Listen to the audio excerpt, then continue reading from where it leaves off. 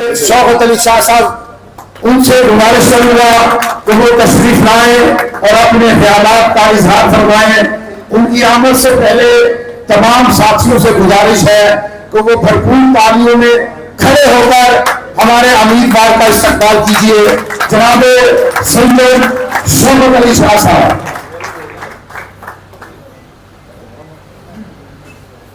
बिस्मिल्लाहिर्रहमानिर्रहीम।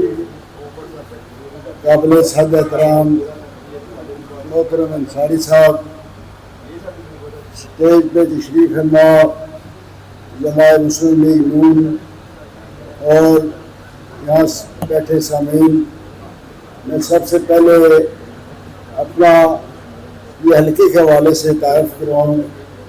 मेरा नाम पूरा सैयद शौकत अली शाह है।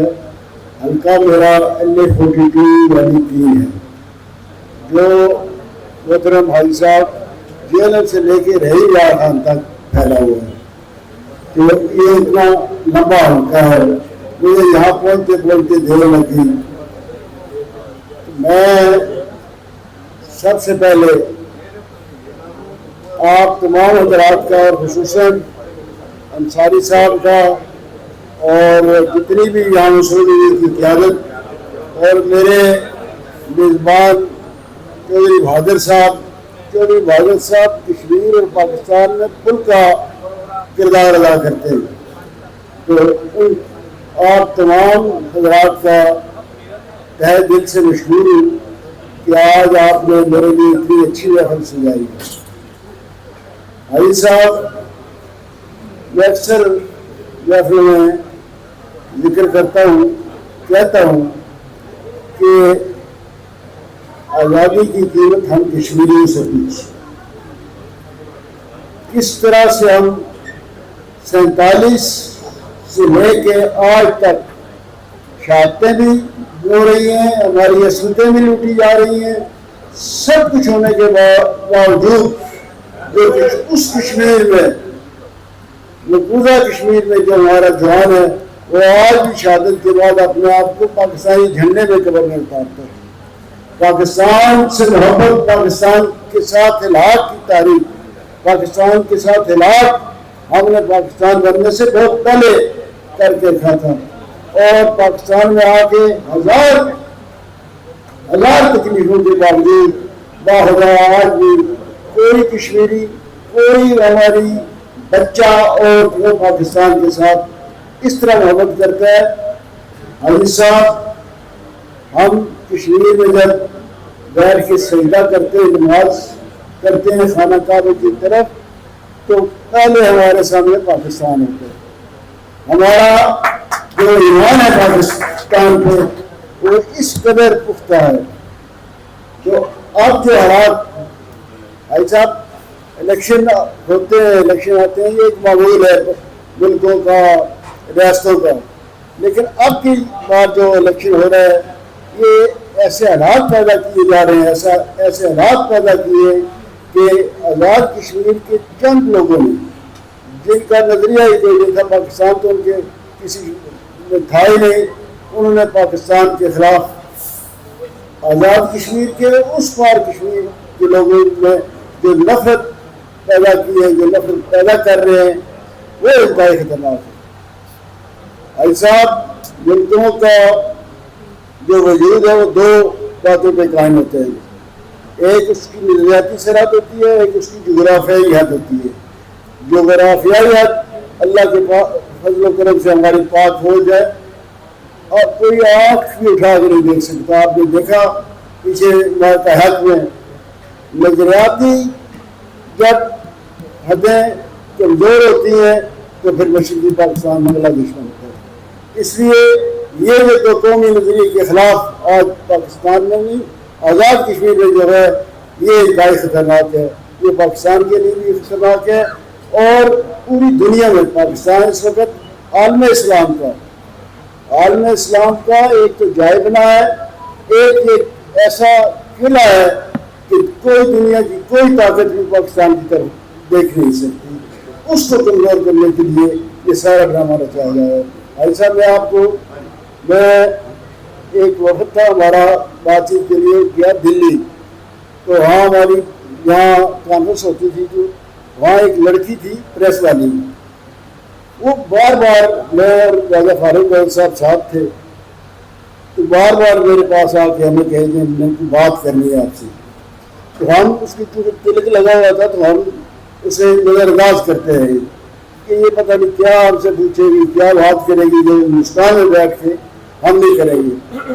آخری دن اس نے زبردستی پکڑ کے ہمارے کان میں کہا کہ میرے اس تلک کی طرف نہ دیکھو، میں مسلمان لڑکی ہوں، ہندوستان میں تلک لگانا ہماری ضروری ہے، ہم باہر نہیں نکل سکتی، تو میں آپ کو ایک پیغام دینا چاہتی ہوں پاکستانی قوم کے لیے، پاکستانی عوام کے لیے، کہ پاکستان کے خلاف جو سازشیں ہو رہی ہیں، جو کچھ وہاں کیا جا رہا ہے، اس وقت عمران خان پوری طرح لگا ہوا تھا، جو سازشیں وہ کر رہا ہے، خدا پاکستانی عوام کو کہیں کہ اگر پاکستان کا بگڑ ہوا تو ہندوستان کا 30 کروڑ مسلمان اور کشمیری یہاں مسلمان بن کے نہیں رہ سکے۔ میری طرف سے اس عورتوں کا ہاتھ باندھ کے ان لوگوں کو کہیں کہ خدا را اس پاکستان کو کمزور مت کیجیے، پاکستان کشمیری ہندوستانی مسلمانوں کے لیے نہیں، پورے عالم اسلام کے لیے پاکستان ہی وہ ایک ایسا ملک ہے۔ پھر میں آپ کو ایک بات بتاؤں، میرا ایمان ہے کہ جب تک ہمارا مسلم لیگ دو قومی نظریے کی یہی وارث ہے، اور پھر ہماری پاک فوج جنہوں نے کہا تھا کہ کوئی دنیا کی طاقت بھول جائے، پاکستانی فوج کشمیر کو کبھی نہیں بھولے گی، اس کے ہوتے ہوئے انشاءاللہ کشمیر کبھی بھی ہو سکتا، لیکن جو سازش ہے وہ بڑی خطرناک ہے۔ اس لیے اس کے لیے میرا یہ چھٹا الیکشن ہے، اور الحمدللہ میں مسلم لیگ کے ٹکٹ کو چھٹا الیکشن لڑ رہا ہوں اور اللہ کے فضل سے کامیاب ہوتا رہا ہوں۔ اس وقت ضرورت ہے، جس طرح پاکستان میں جب بھی مسلم لیگ کی قوت آئی تو آپ نے دیکھا وہ قوت، اس کا وہ دور نکال دیا جائے تو کھنڈرات ہی ہیں۔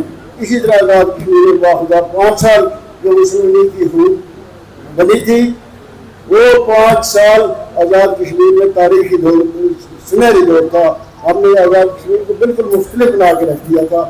اب پھر ضرورت ہے آزاد کشمیر ایک نظریے کی حفاظت کے، اور دوسرا وہاں جو ترقی کرنی ہے، جو تیار ہو گیا تھا، اس کے لیے مسلم لیگ نور کی حکومت از بس ضروری ہے۔ میری یہ گزارش ہے، بہت کم ووٹ ہیں لیکن ایک ایک ووٹ کی بڑی اہمیت ہے، بالکل جس طرح جماعت مسلم لیگ نے کہا کہ ایک ایک ووٹ کی انتہائی ضرورت ہے، تو اس لیے میری یہ اصلاح ہوئی، اب 2 اگست تک ٹائم بھی بڑھ گیا کہ ایک ایک ووٹ اس کی بڑی اہمیت ہے، وہ آپ پول کروائیں گے تو انشاءاللہ میں یقین سے کہتا ہوں کہ مسلم لیگ کی حکومت کو آزاد کشمیر میں کوئی نہیں روک سکتا۔ میں ایک بار پھر آپ تمام جماعت کا اور جن خیالات کا اظہار کیا، میں بڑا مجھے اطمینان ہوا کہ مسلم لیگ میں ایسے لوگ اب بھی موجود ہیں جنہیں کشمیر کا بھی درد ہے اور پاکستان کا بھی احساس ہے۔ میں ان تمام جذبات کی قدر کرتے ہوئے ایک بار پھر تمام کا جو تصاویر تشریف لائے ان کا بھی، اور خصوصاً حاجی صاحب آپ کا بھائی مشکور ہوں، والا صاحب نے مجھ سے رات بات کی تھی تو میں جا کے بات بھی کروں گا، میں آپ کا بھائی مشکور ہوں۔ اللہ تعالیٰ آپ کو عزت دے، اللہ تعالیٰ آپ کی عمر میں برکت فرمائے، اور جتنے بھی فرمائے اس کو اللہ تعالیٰ مزید عزت عطا فرمائے۔ میں اپنے بھائی، میں نے کہا نا یہ کشمیر اور پاکستان کے درمیان ان کا کردار ادا کرتے ہیں، ان کا بہت ہی مشکور ہوں۔ جب بھی یہاں فیصلہ آباد آیا یا کوئی بھی مشکل ہوئی تو میں اپنے اسی بھائی چودھری بہادر علی کو کہتا ہوں تو ان کا میں انتہائی مشکور ہوں۔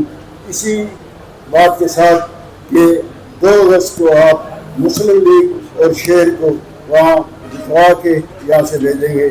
السلام علیکم۔